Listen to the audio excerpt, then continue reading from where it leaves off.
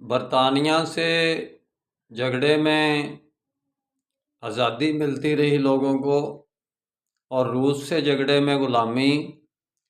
پوری دنیا کی ہسٹری اٹھا کر دیکھ لیں، آپ نے دیکھا کتنے مسلمین کنٹریز رشیا سے جھگڑا کیا، سینٹرل ایشیا سے لے کے ایران عراق کویت کی جنگ تک رشیا نے ہی سارا کام ڈالا، لیکن وہ سارے کے سارے رشین بلاک میں شامل ہو گئے، اور اب افغانستان بھی جس پر روس نے حملہ کیا تھا وہ بھی رشین بلاک میں شامل ہے۔ میرا کام اسلامک ورلڈ کی امن اور یونائٹی کا ہے، بھائی پھر اچھا کون ہوا؟ پھر وہ امریکن بلاک والے اچھے ہوئے نا، جس کو دو ہی پاوریں ہیں، ایک رشین بلاک ایک امریکن بلاک۔